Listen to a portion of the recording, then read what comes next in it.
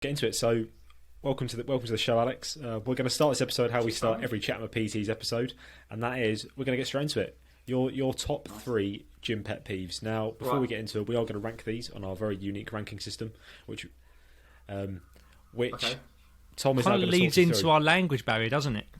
Go on, Tom. So, in sport and exercise, particularly weight training, we have something called the RPE scale, which is rate of perceived exertion. We're on a scale of 1 to 10, how difficult something is. Now, in regards to our gym pet peeves, we have the RPC scale, which on a scale of 1 to 10, rate of perceived cuntery. Which is basically one being, Joe, what? That's not that cunty. Actually, that's okay. I can witness that and tuck myself into bed and just not think of it anymore. But then you get like 10, which is like it's so pure cuntery that you actually you do consider down in 10 shandies and going on a rampage. And going on a rampage and letting all the animals. So I love a shandy. I think that as well. Now. Getting them dosed up on shandies. Let the animals get in on it. I'll try. Number one, Alex, let's go. I'll try put these in a way that's like it makes sense. So I think the first one for me, okay, and I'm going to put these in like low to high, so we work up to it. The first one for me is people walking into the gym wearing everything as if they're about to go for a 1RM. So they've got like knee sleeves on, they've got weightlifting shoes on, they've got like straps on, they've got a belt on, they've got chalk on, but then they've just walked to the gym with it on. That's I'd say that's what's probably up there. Well, go on. That's brilliant because we've not had that one. You just described Bill in his knee sleeves. That is literally. It's your fucking turn this honest to God, I took a picture of this bloke as well. I saw a bloke walk down the street, clearly on the way to the gym, and I was slightly. No, probably is Bill. I was literally, I don't know if it is, but like, I just think about it. I'm like, how can like, are you just preparing? Are you just preparing to snap into the lift as if like you walk into the gym and be like, right, there we go, I'll go straight into it. I've never understood that, but yeah, that's definitely. I probably would say that's like a start level for me. Go on. As a military man, think of these words. All right, fail to prepare to fail. Is it your 7 Ps? I can't remember. But yeah, it's like piss poor performance equals piss poor planning. Proper planning and preparation prevents piss poor performance. There you go. Something along those lines. Involves a lot of piss, basically. a lot of piss. It's a lot of piss. I just don't get the logic of it. I'm like, where are you like? Are you prepared? Go straight into it? Is that like you know? Surely you're uncomfortable. Surely you're walking into like that position uncomfortable. But yeah, that's pretty high up there. Definitely. Another one for me would probably be. Do you want me to just go rattle them off straight away? Let's quickly rank these first. Go on, Bill. You go first. Right. I think fair play to them. Maybe they're very short on time. They want to go in there 1RM, no warm up, no wrap warm up. They're just going to go straight in and attack the barbell 1RM. I think fair play to them. Time's a barrier. They're just removing that barrier by going in there fully kicked out. I think fuck them. Let them do it. I want to see more full kit wankers around the world. If little Timmy can go to a football game wearing full football kit and he can't even play football, then fucking let John go to the gym in knee sleeves, headband, wrist straps, lifting shoes. You sound like you're projecting, Bill. Sounds like you're projecting. A lot of projection there. I can see you sweating. Wait, you're not sweating. You can't sweat because you're always caked in chalk and knee sleeves. You can't physically sweat. Go on, Bill. What are you rating this? What is going on here, Tom? Last week it was fucking. Is this for last week? Is it? Yeah, I'm getting my digs in now because you and that other fucker Hannah have been digging me out. Right. Right, go on, Bill. How are you ranking this? I think there's no harm in it, but it is pretty ridiculous. I'll probably say 6. I'd say 6 out of 10. Yeah, fair enough. That's a warm up for the country, basically, isn't it? Yeah. Fair. Do you know what? This has tickled me actually because I'm not even joking. About an hour ago, I was at work talking about the exact same thing with my manager. So that has given me a bit of a chuckle actually. I'll be honest and say like I'm at that point now in my life where I don't really care what people are doing as long as it's not causing harm to others. So for me, in regards to how fucking annoying I find it, I'm going to say it's literally as low as a 2. I really don't give a shit. But it does give me a chuckle in a good humoured way. Like when you see people that are so they've more or less like immobilised themselves completely, and you see it a lot with like powerlifting, equipped powerlifting, when their knees are so, not even like with knee sleeves, but with like tape. They've taped up all of their joints, and they're walking like a tin man to the platform.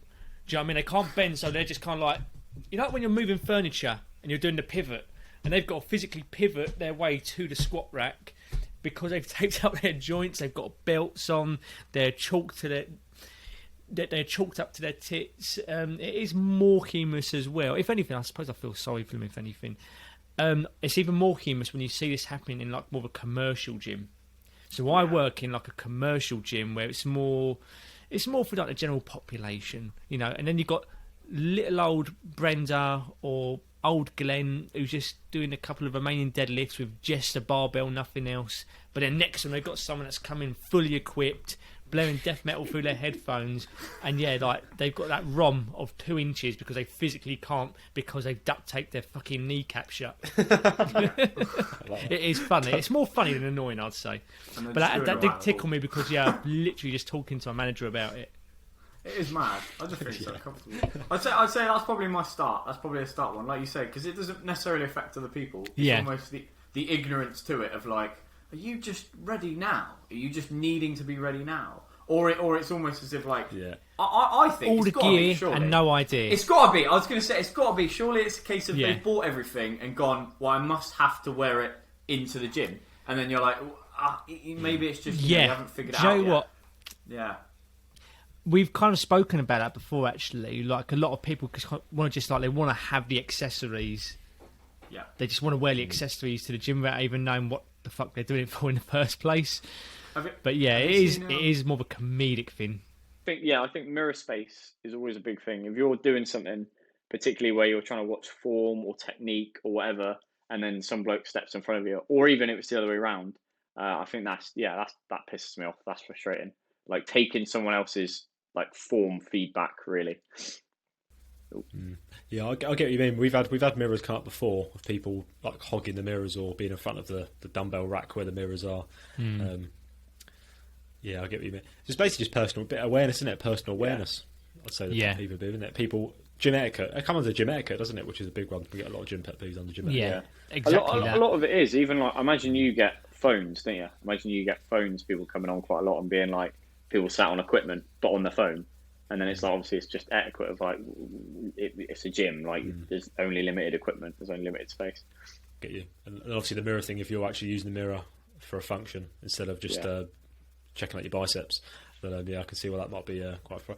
I mean, it doesn't irritate me too much, but I can see why it'd be irritating, especially if you're. I mean, what would be worse if you maybe if you've got a client, if you're training a client and you're telling them, right, I want you to look at yourself in the mirror, or you're using the mirror to kind of, move them around a little bit, and then someone just sort of walks in front, stops for a little bit, looks down on their phone, and then walks off again. I can imagine that being really frustrating.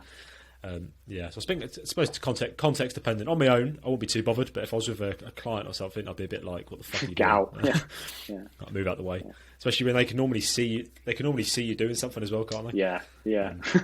Just frustrating. Once again, for me, I'm going to say 6. I think on this one, 6. I'd say 6. Yeah. I think he pretty much hit it on the head there, but I'm gonna go for 6 as well. It doesn't annoy me too much. I think that's because I tend not to focus on the mirror, or I don't tend to get my clients to focus on the mirror as well. However, it is just simple etiquette. Like if let's just say that I was focused on the mirror, I was getting a client to focus on the mirror. It's very obvious. It's very obvious when you were looking in the mirror, and it should be obvious to other people as well. And for them just to come and like fucking stand in front of you, and let's be honest as well, like if like there's very limited space in that area and they've got no choice but to kind of get in your way in front of you, then you can kind of understand it a bit more. But usually in mirrored spaces like that, there's usually a lot of room. So just to get in front of someone is usually a big piss take. Yeah.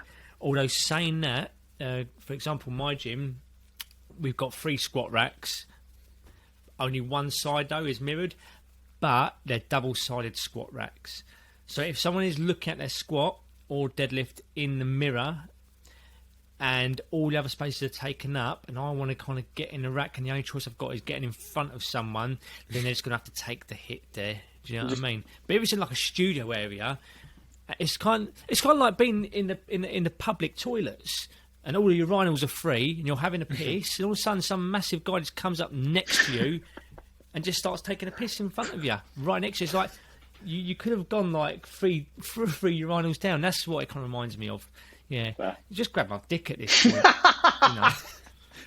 Why have you compared it to that? I don't know. I'm getting flashbacks. Let's quickly move on. Oh dear. Let's move on to number 3, Alex, before Tom goes off the rail. That Diet Coke, mate. It's looking tonight. Are you sure that's only Diet Coke? You sure it's only Diet Coke? That happened to me in a toilet in Leeds train station years ago, and it fucking frightened me because I was only in my late teens and I fucking ran out there. Some massive guy, this was at the height of cottaging, you know, when blokes were trying to pick up other blokes in toilets, because I remember fucking George Michael got done for it. And God bless his soul, you know, rest in peace, George. I was in a fucking train station in Leeds having a piss, and some massive guy comes up next to me and looks at me and starts, you know, tugging one out. Yeah, that's Leeds train station for you. How we even got onto this conversation, I don't know, but I've never run so fast in all my life. I remember coming out, my missus going, "What's wrong? What's wrong?" I was like, "I just want to go. I just want to go. I want to go." Do you watch?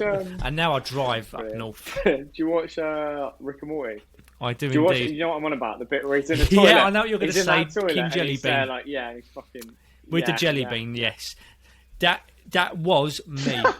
That was me. Just in the corner. I wasn't touched though. I just want to say that I wasn't touched. He just got aggressively wanked. I got out of there quick.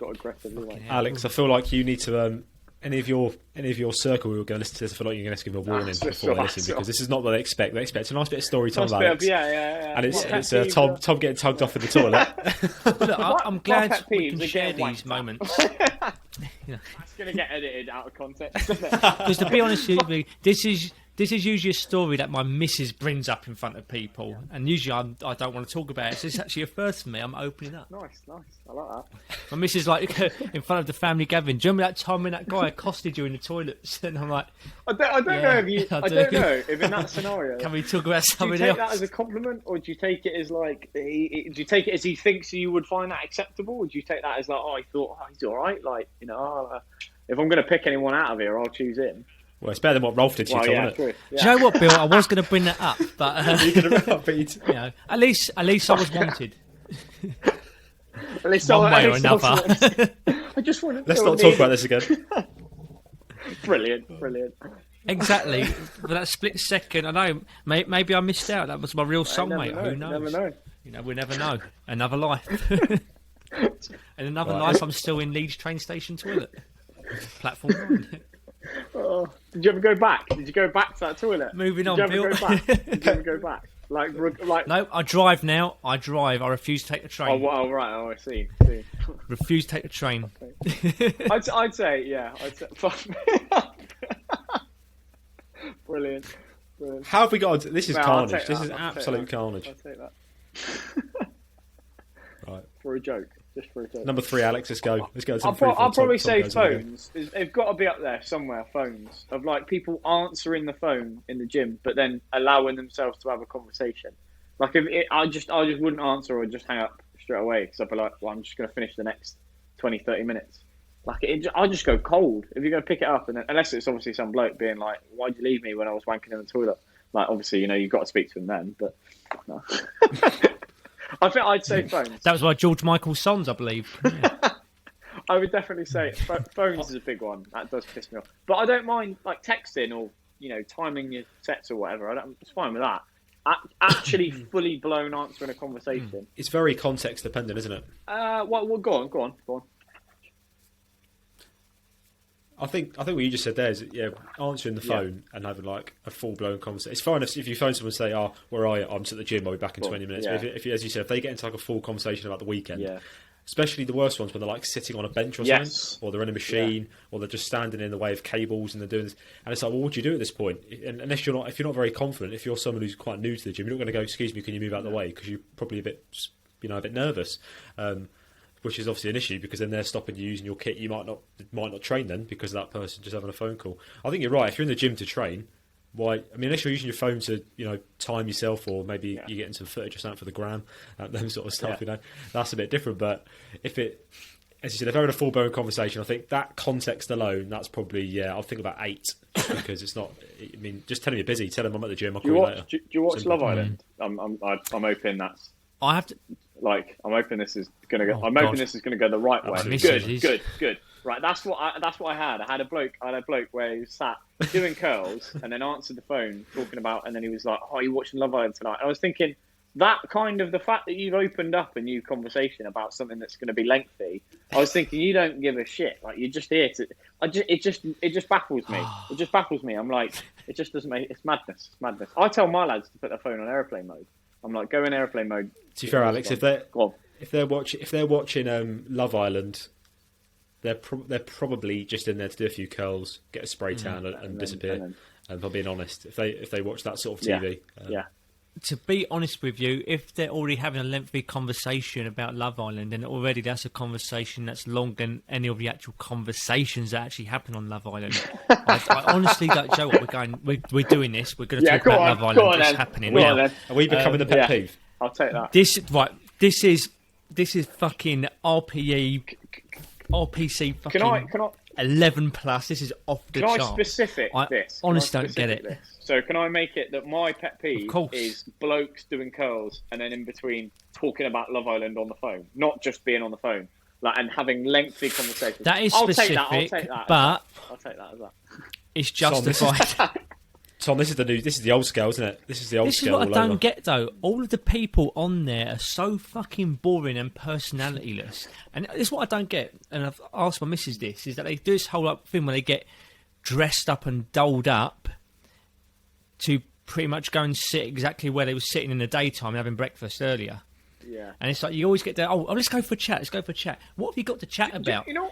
Anything you had worth saying was fucking spunked on in the first 2 minutes of the show. These people have nothing to say. Do you know? That is my living personal I suppose hell. what that show did is prepare people for what a lockdown would be like in a large family.